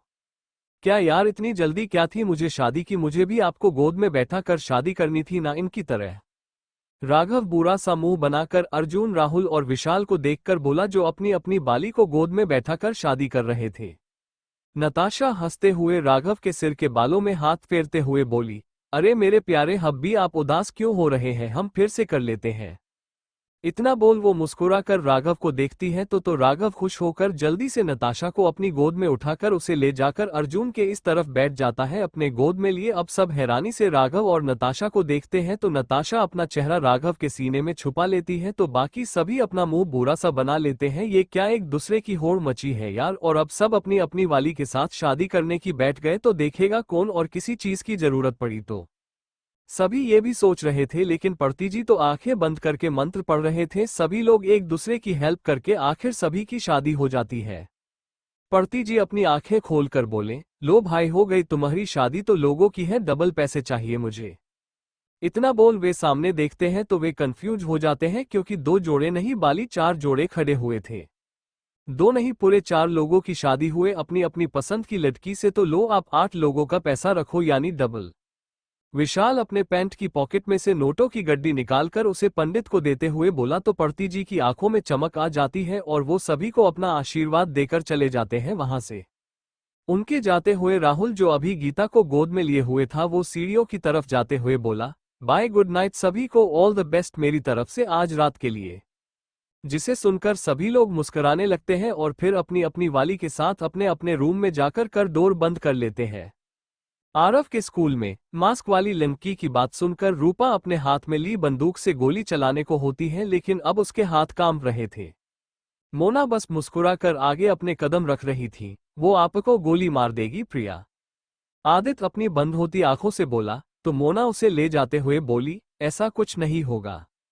इतना बोल वो उसे ले जाती है और वो मास्क वाली लड़की रूपा को देखने लगती है और फिर उसके हाथों को हो कांपते हुए देखती है। मास्क वाली लड़की फिर रूपा के पास आकर उसके हाथ से बंदूक लेकर बोली, रहने दो, तुमसे नहीं होगा और अभी कभी मत बोलना कि तुम मेरी जैसी बन सकती हो, तुम मेरी जैसी कभी नहीं बन पाओगी रूपा, क्योंकि तुम भी इन सभी लोगों की तरह कमजोर लड़की है जिसे प्यार की नाम की बीमारी है जिसका कोई इलाज नहीं समझी। इतना बोल गुस्से से पलटकर जाने लगती है तो रूपा वही घुटनों के बल बैठकर रोने लगती है। लेकिन वो मास्क वाली लड़की बिना रुके चली जाती है वापस गुस्से में और तेज कदमों से। वहां मौजूद सभी लोगों ने ये देखा था और सभी ये देख लगा कि ये लड़की ने जिसे प्यार किया उसे ही गोली मार दी। तो बहुत को उस पर गुस्सा तो बहुतों को उससे हमदर्दी भी हो रही थी, कुछ को उसे देख उससे नफरत हो रही थी। ये सबकी अपनी अपनी सोच है, लेकिन इस समय रूपा के दिल पर क्या बीत रही थी वो ही जान सकती थी। वो मास्क वाली लड़की गुस्से में रूम में आकर अपने हाथ में लिए फोन को सामने दीवार में गुस्से मारकर बोली, सबके सब प्यार में पागल हो रहे हैं। राजीव अपना सिर नीचे करे हुए खड़ा वो अपने लीडर को गुस्से में देखकर बोला, बॉस अब क्या करें, हमें अभी तक सरकार की तारीफ से कोई भी आदेश रिलीज नहीं हुआ है कि वे लोग हमारे आका खान को रिहा कर रहे हैं या नहीं। जिसे सुनकर वो लड़की अपने गुस्से को कंट्रोल करके बोली, जरूर करेंगे रिया, अभी तक हमने कुछ किया नहीं ना, इसलिए उन्हें लग नहीं रहा है कि हम कुछ कर सकते। जब एक एक लाशें बाहर जाएंगी तब समझ में आएगा उन्हें कि हम क्या चीज है, और उन्होंने मेरे बाबा को रिहा नहीं किया तो क्या हो सकता है। और बॉस हम दिनेश का क्या करें, अभी उसके कंधे से तो गोली निकाल दी है लेकिन उसके जिंदा रहने के बहुत कम चांस है। वो मास्क वाली लड़की बोली, छोड़ो उसे, अपने काम पर ध्यान दो, एक छोटा सा मैसेज भेजे दो कि पुलिस और सरकार हमारी मांग नहीं मान रही है तो अब से हर एक 30 मिनट में एक लाश भेजेंगे हम बाहर, और तब तक भेजेंगे जब तक हमारी मांग नहीं मान लेते हैं। जिसे सुनकर राजीव हाँ में सिर हिलाकर अपना काम करने लगता है और 4 मिनट में एक वीडियो भेजता है धमकी भरी, जिसे देखकर लोगों फिर और ज्यादा डर जाते हैं। लोग सीएम सर के घर को भी घेर लेते हैं, सड़कों पर आ जाते हैं कि उनके परिवार वालों को बचाएं, सरकार नहीं तो वे लोग पूरा शहर जाम कर रहे थे। वो मास्क वाली लड़की टीवी पर ये सब देखकर फिर अपने हाथ में पहनी घड़ी में टाइम देखकर है तो अभी 15 मिनट बाकी थे। जाओ एक आदमी को पकड़ लाओ, स्टेज पर सबके सामने उसके मारेंगे। जिसे सुनकर राजीव हाँ में सिर हिलाकर चला जाता है और वो लड़की टीवी में न्यूज देखते हुए अपने हाथ में बंदूक लेकर बोली, मुझे मजबूर कर ही दिखा ऐसा करने पर। इधर बाथरूम में मोना नीचे दीवार से टेक कर बैठी थी और आदित्य उसके गोद में सिर रखकर लेटा हुआ था। मोना उसके सिर के बालों में हाथ फेर रही थी जिससे आदित्य को और अच्छा लग रहा था और अपनी आंखें बंद कर हुए था। आदित्य क्या आप अब ठीक है, हम पहले से कभी अच्छा लग रहा है अब। आदित्य अपनी आंखें खोलकर बोला तो मोना मुस्कुराकर उसके माथे पर किस करके बोली, तो फिर चले यहां से, वहां हमारा बेटा है पायल के पास। मोना आरव के बारे में सोचकर बोली तो आदित्य हाँ में सिर हिलाकर उठने लगता है। जिसे देखकर मोना भी उसे पकड़कर खड़ी हो जाती है, उसका हाथ पकड़कर। आदित्य फिर जाने को होता है तो मोना उसे अपने तरफ खींच कर एकदम से अपने होंठ आदित्य के होठों पर रख उसे किस करने लगती है तो आदित्य भी उसे खुद से चिपका कर उसके किस में उसका साथ देने लगती है। दोनों के अंदर डर तो था, पता नहीं यहाँ से वे लोग जाएंगे भी या नहीं और उनमें से किसी को कुछ ना हो जाए, ये भी एक डर था। मोना को पता था कि उसके होते हुए आदित्य और आरव को कुछ भी नहीं होगा, लेकिन फिर डर तो लग ही रहा था उसे, और ये डर उसके किस में आदित्य महसूस कर पा रहा था। आदित्य के दिल में जो डर था मोना और आरव को लेकर उसे मोना महसूस कर पा रही थी। दोनों एक दूसरे को किस की जा रहे थे, तभी साइट में जाली लगी थी, वो खुद से साइट में होने लगती है और उसके साइट होते ही 2 हाथ बाहर आते हैं और वो लड़की ऊपर आ जाती है। वो मोहिनी थी जिसे अंकित ने पहले ऊपर भेज दिया था और बाकी लोग वहीं नीचे थे पानी में। वो लड़की वहीं नीचे लेट जाती है और अपने मुंह से पानी सांस लेने वाला पाइप निकालकर लंबी लंबी सांसें लेने लगती है और फिर एक एक सभी आकर लेट जाते हैं। लास्ट में जब अंकित आता है तो उसकी नज़र सीधी सामने किस कर रहे मोना और आदित्य पर पड़ती है। ये क्या हो रहा है? हम कहीं गलत जगह तो नहीं आ गए? ये और किसी चीज का स्कूल तो नहीं है? अंकित की आवाज सुनकर आसपास बैठे और लेटे लोग सामने देखते हैं, पहल अंकित को फिर उसका पीछा करते हुए मोना और आदित्य को। तो सभी की आंखें बड़ी बड़ी हो जाती है। ओ तेरी, ये तो मस्त सीन चल रहा है। रूही के पास बैठा लड़का अपनी आंखें बड़ी बड़ी करे ही बोला। तो सभी हाँ में सिर हिला देते हैं। सर, ये मिशन था आपका? मोहिनी शर्माते हुए अंकित को देखकर बोली। तो अंकित जल्दी से ना में सिर हिलाकर बोला, नहीं नहीं, ये मिशन नहीं है। और फिर वो सामने गौर से देखने लगता है उस लड़की को। तो क्या सर, आप भी ना? आपके पास इतनी खूबसूरत लड़की बैठी है और आप हो कि उस लड़की को घूरे जा रहे हो? मोहिनी फिर से बोली। अंकित को देखकर आंखें फाड़े सामने का नजारा देख रहा था, जिसे सुनकर बाकी लोग मुस्कुराने लगते हैं। अंकित फिर खड़े होकर बोला, प्रिया, तुम लोग यहां भी शुरू हो गई अपने पति के साथ? मोना और आदित्य सब कुछ भूल चुके थे और वे दोनों एक दूसरे को किस किए जा रहे थे, अपनी अपनी आंखें बंद कर करे। मोना और आदित्य जब प्रिया नाम सुनते हैं तो दोनों कंफ्यूज होकर अपनी अपनी आंखें खोलकर एक दूसरे को देखते हैं और फिर अपना सिर मूंदकर अंकित को देखते हैं। तो दोनों शौक होकर एक दूसरे को देखते हैं और जल्दी से एक दूसरे से अलग हो जाते हैं। क्या सर, कितना मजा रहा था ये सीन देखने में, अपने सारा मूड खराब कर दिया। जीतू खड़ा होकर बोला। तो बाकी लोग भी मुस्कुराते हुए खड़े हो जाते हैं। आप इस जानते हैं सर, मोहिनी बोली अंकित को देखकर, क्योंकि उन्होंने इस लड़की को प्रिया कहकर बुलाया था। अंकित हाँ में सिर हिलाकर मोना और आदित्य के पास आकर बोला, चलो अच्छा हुआ जो तुम लोग यही मिल गए, अब थोड़ा आसान हो जाएगा हमारे इन लोगों को पकड़कर सभी को बचाना। इतना बोल वो मोना से हाथ मिलता है तो मोना हैरान होकर बोली, अंकित तुम यहाँ और ये सब? मोना अंकित के पीछे खड़े लोगों को देखकर बोली। तो अंकित सभी को मोना से मिलवाते हुए बोला, ये सब भी एजेंट हैं और मेरी एक टीम में है हम लोग। मोना और आदित्य फिर सभी से हाथ मिलाकर मिलते हैं। कितने लोग हैं वहां? अंकित बोला। तो मोना बोली, ज्यादा नहीं है, 4 से 5 लोग हैं बस, और उनमें से एक को गोली भी लग गई। गोली उनके साथी को? वो भला कैसे प्रिया जी? अजीत बोला। तो मोना गहरी सांस लेकर बोली, कभी कभी कीचड़ में कमल होते हैं अजीत, हर कोई नहीं एक हाथ ही होता है पर, और वो आदमी अच्छा है, बस गलत लड़की से प्यार के चक्कर में इन लोगों के साथ था, उसने मेरे लिए गोली खाई है। मोना की बात सुनकर सभी हैरान हो जाते हैं। तुमने सही कहा प्रिया, प्यार चीज हो ऐसी है कि हम जिसे प्यार करते उसके लिए अच्छा और बुरा सब भूल जाते हैं, याद रहता है तो सिर्फ उस इंसान की मदद करना है जिससे हम प्यार करते हैं। अंकित भी गहरी सांस लेकर बोला, तो क्या हुआ, गलत का साथ देकर वो सही नहीं हो जाएगा? सजा उसे मिल गई है पर जिंदा रहने का हक नहीं है उसे। अजीत बोला। तो मोना और अंकित एक दूसरे को देखते हैं तो अंकित बोला, ओके, मैं कोशिश करूं कि उसे कम सजा मिले, लेकिन अभी हमें बाकी लोगों को जरूर खत्म करना होगा। जिसे सुनकर सभी एक साथ हाँ में सिर हिला देता है। तभी बाथरूम का डोर नॉक होता है। क्या हुआ, क्या अंदर ही रहना, तुम्हें बाहर आओ जल्दी। ये आवाज रूपा की थी, जिसे सुनकर मोना अपने होठों पर उंगली रखकर सभी को शांत रहने का इशारा करके बोली, जी आ रहे हैं, बस 2 मिनट और रुको। ओके जल्दी आओ, तुम्हारे पति को बॉस बुला रही है। जिसे सुनकर मोना कंफ्यूज हो जाती है सभी के साथ, और रूपा हंसते हुए चली जाती है। आदित्य को वो लड़की क्यों बुला रही है भला? मोना कंफ्यूज होकर बोली, और फिर आदित्य को देखती है जो उसे ही देख रहा था। मोना नामे सिर हिलाकर बोली, नहीं, मैं आपको नहीं जाने दूंगी आदित्य। मोना नामे सिर हिलाकर बोली। तो आदित्य बोला, जाना तो पड़ेगा ही ना हमें, वरना हमारे बेटे को नुकसान पहुंचा सकते हैं वे लोग। लेकिन आप? तभी आदित्य उसके होठों पर उंगली एक कर बोला, मुझे तुम पर विश्वास है कि तुम मुझे कुछ नहीं होने दूंगी प्रिया, और वैसे भी मैं खुद मरना पसंद करूंगा अपने बेटे से पहले। मोना को समझ नहीं आ रहा था कि वो क्या बोले। तभी अंकित बोला, आप लोग चिंता मत करो, हमारे होते हुए आपको कुछ नहीं होगा। इतना बोल वो रूही को देखता है तो वो आदित्य के शर्ट में एक छोटा सा कैमरा लगा देती है, और अंकित मोना को एक बंदूक देकर बोला, लो, अगर तुम्हें लगे कि अब इसका उपयोग करना होगा तभी इस यूज करना, बाकी हम लोगों की नजर तो होगी सब पर।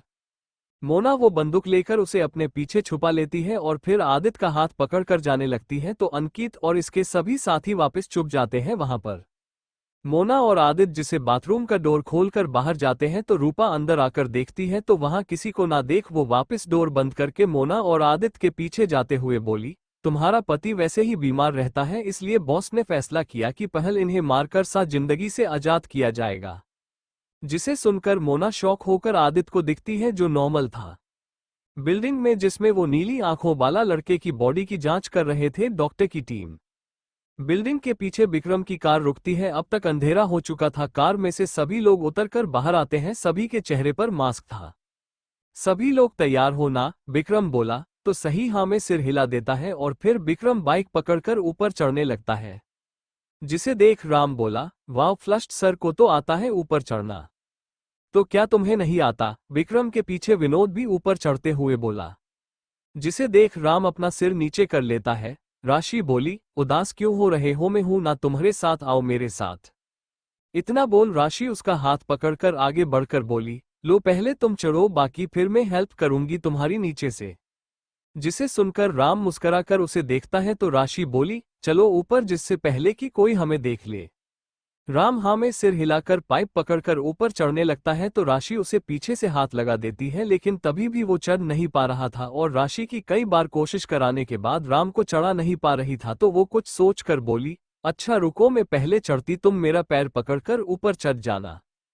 राम हाँ में सिर हिला देता है तो राशि चढ़कर एक पैर नीचे करती है, जिसे पकड़कर राम चढ़ने लगता है। राशि फिर थोड़ा ऊपर जाए और अपना पैर नीचे करती है तो राम फिर थोड़ा और ऊपर चढ़ जाता है और इसी तरह राशि राम को भी अपने साथ ऊपर लेकर आ जाता है।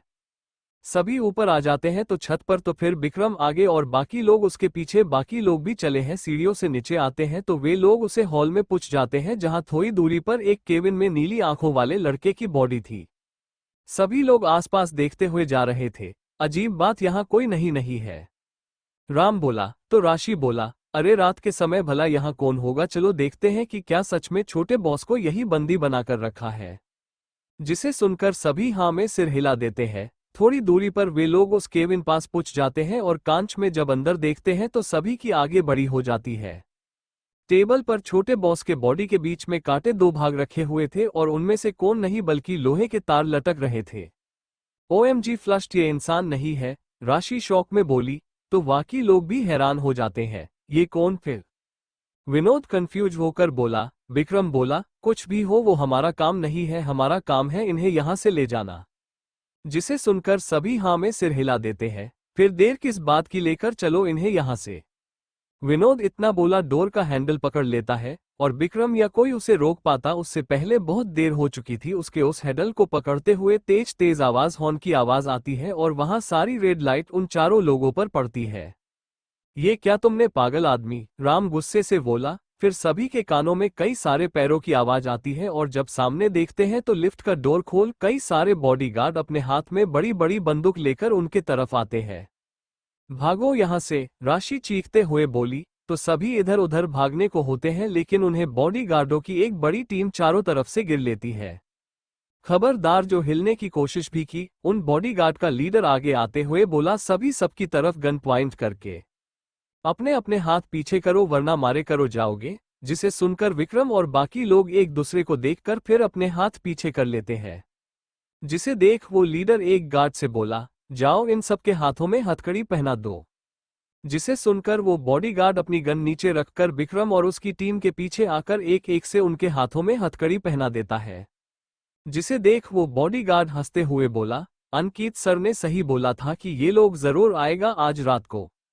जिसे सुनकर सभी लोग एक दूसरे की तरफ देखते हैं और अब सभी समझ गए थे कि ये कैसे का प्लान होगा। उस प्रिया का हाँ केवल वही है जो हर बार उनकी सोच से आगे की सोच लेती है। सभी ये सोच ही रहे थे, लेकर जाओ इन्हें और बंद कर दो लॉकअप में। इतना बोल वो पलटकर आगे बढ़ जाता है और बाकी गार्ड चारों लोगों को धक्के देकर कर ले जाने लगते हैं और लिफ्ट से नीचे लाते हैं और नीचे बने लॉकअप में बंद कर दे देते हैं इनके हाथ खोलकर। मैंने गार्ड चाबी खुद अपने पास रख लेता है और दो गार्ड को वही छोड़कर चला जाता है बाकी लोगों को अपने अपने जगह पर जाने के लिए। लॉकअप के अंदर रूम अपने चेहरे से मास्क निकालकर दूर फेंक कर बोला, लो पकड़े गए और ये जुआ इनके वजह से। राम गुस्से से विनोद की तरफ उंगली पॉइंट करके बोला, जो आराम से कोने में बैठ गया था। राम की बात सुनकर विनोद अपना सिर ऊपर करके राम को घूरता है। आंखें मत दिखो मुझे विनोद, तुम्हारी गलती से ये हुआ, अब हम सब मारेंगे केवल तुम्हारे वजह से। राम बहुत ज्यादा परेशान होकर बोला तो राशि बोली, राम प्लीज शांत हो जाओ, इतनी बड़ी भी प्रॉब्लम नहीं है कि हम लोग यहाँ से बाहर ना जा सकें। हाँ राशि सही बोल रही है, ये पहली बार नहीं हुआ हमारे साथ, हम कई बार पकड़े गए हैं और बचकर भी निकले। विक्रम नॉर्मल टोन में बोला। तो राम चिढ़ते हुए बोला, आप तो कुछ मत बोलो विक्रम सर, ये घटिया प्लान आपका ही है। जिसे सुनकर विक्रम राम को घूरता है, तभी राशि राम का हाथ पकड़कर बोली, राम प्लीज शांत हो जाओ। राम राशि की बात सुनकर एकदम से उसके गले लगकर रोने लगता है। तो राशि एक नज़र वाकई सभी को देख तो है, तो विक्रम और विनोद दोनों ही उन्हें इग्नोर करने लगते हैं। तो राशि राम के सिर पर हाथ फेरते हुए बोली, राम डरो मत और रोना बंद करो प्लीज, मैं हूं ना, मैं तुम्हें कुछ नहीं होने दूंगी, विश्वास रखो मुझ पर।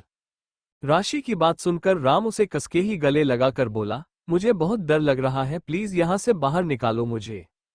उसकी बात सुनकर राशि को उसके लिए बुरा लगता है, शायद उसने गलती की, उसे राम को यहाँ नहीं लाना चाहिए था, वो वैसे भी ऊपर नहीं चढ़ पा रहा था, उसने ही उसके साथ जबरदस्ती की और उसे यहाँ लेकर आ गई, लेकिन उसे भी नहीं पता था कि उनके लिए यहाँ पहले से जाल बिछा कर रखा गया है। तो वो राम को किसी भी हालत में यहाँ नहीं लाती, क्योंकि ये उसके लिए पहली बार है, बाकी लोग तो कई बार इस फंसे भी और निकले भी है।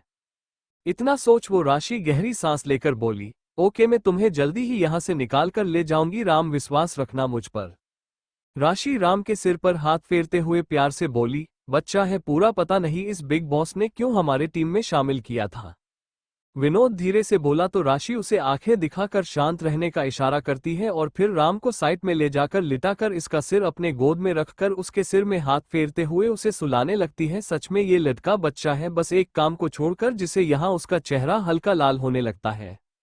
विक्रम आसपास देखने लगता है, तो यहाँ से बाहर जाने का कोई रिश्ता उसे नहीं देख रहा था और फिर थक वहीं बैठ जाता है, पता नहीं अब उनके साथ क्या किया जाएगा। दूसरी तरफ पुरानी बिल्डिंग में विशाल के रूम में विशाल लिली को बेड पर बैठा देता है और फिर उसके पास ही बैठकर उसके चेहरे को देखने लगता है। लिली ये देखकर शर्माते हुए अपना सिर नीचे करके बोली, आप हमें इस तरह क्यों देख रहे हैं? विशाल लिली के चेहरे को देखते हुए बोला, देख रहा हूं आपको अच्छे से कि कहीं मैं कोई सपना तो नहीं देख रहा हूं जो मेरे आंखें बंद करते ही आप मेरी नजरों से दूर ना हो जाओ। विशाल की बात सुनकर लिली अपना सिर ऊपर करके उसे देखने लगती है और फिर हिम्मत करके अपने होंठ हल्के से जिसे ही विशाल के होंठ से टच करती है, तो उस एहसास से दोनों एक साथ अपनी अपनी आंखें बंद कर लेते हैं। दोनों की दिल की धड़कन तेज गति से चल रही थी। लिली फिर वापस पीछे आकर अपना सिर नीचे करके बोली, अब तो आपको एहसास हुआ ना कि ये सपना नहीं बल्कि हकीकत है कि मैं आपकी हो चुकी हूँ। मेरे मांग में आपके नाम का सिंदूर और गले में मंगलसूत्र है। विशाल लिली अपने मांग और गले के मंगलसूत्र को छूकर बोली। विशाल अपनी आंखें खोलकर हाँ में सिर हिलाकर बोला, हाँ सच में ये सपना नहीं बल्कि वो हकीकत है जो मैंने सपने में नहीं सोचा था लिली जी। लिली विशाल के होठों पर उंगली रखकर बोली, जी मत लाओ अब, केवल लिली बोलो प्यार से विशाल जी। विशाल लिली का हाथ पकड़कर उसे नीचे करके बोला, पर आप तो जी लगा रही है ना मेरे नाम के पीछे, फिर मुझे क्यों रोक रही है? जिसे सुनकर लिली अपना सिर नीचे करके बोली, क्योंकि आप मेरे पति हो विशाल जी, यानी भगवान का दर्जा है आपका मेरे नजरों में अब। जिसे सुनकर विशाल लिली का चेहरा अपने हाथ में लेकर उसे ऊपर करके उसके आंखों में देखकर बोला, अगर ऐसा है तो मेरी नजरों में भी आप अब देवी की सामान हो लिली जी। तो आप कहती हैं कि मैं आपको लिली जी ना बोलूं, तो आपको भी मुझे विशाल जी नहीं बोलना होगा। लेकिन विशाल जी आप मेरे पति हो, मुझसे ऊपर दर्जा है आपका। लिली विशाल के हाथों को नीचे करके बोली। तो विशाल ना में सिर हिला देता कि नियम दोनों के लिए बराबर होना चाहिए ना। लिली जिसे सुनकर परेशान हो जाती है, तो विशाल उसके होठों पर किस करके बोला, ओके हम अब एक दूसरे का नाम ही लेंगे। लिली शर्मीते हुए बोली, तो फिर क्या बोलेंगे? विशाल अपने चेहरे पर मुस्कान लाकर बोला, आप मुझे हब्बी बोलना और मैं आपको वाइफी। जिसे सुनकर लिली की आंखें बड़ी बड़ी हो जाती है, जिसे देखकर विशाल हंसने लगता है। लिली विशाल के सीने में हल्का सा मारकर बोली, क्या आप भी ना मुझे परेशान कर रहे हो? जाओ मैं आपसे बात नहीं करूंगी अब। लिली दूसरी तरफ मुंह करके बोली। तो विशाल मुस्कुराकर उसे पीछे से अपने बाहों में भरकर फिर अपनी गोद में बिठाकर बोला, अच्छा सॉरी बेबी, वैसे आज रात बात नहीं कुछ करना चाहिए ना हमें? विशाल के ऐसा करने से और उसकी बात सुनकर लिली का पूरा चेहरा शर्म से लाल हो जाता है। विशाल फिर लिली के गर्दन पर किस करता है, तो लिली अपनी आंखें बंद कर लेती है और उसकी दिल की धड़कन तेज हो जाती है और विशाल उसे बेड पर लिटाकर उसके ऊपर आकर उसे किस करने लगता है। Thank you for listening. मुझे उम्मीद है आपको ये स्टोरी पसंद आई होगी। अगर आपको पसंद आए हैं तो प्लीज़ लाइक और कमेंट करना ना भूलें और मोर स्टोरीज के लिए सब्सक्राइब करें। मिलते हैं नेक्स्ट वीडियो में।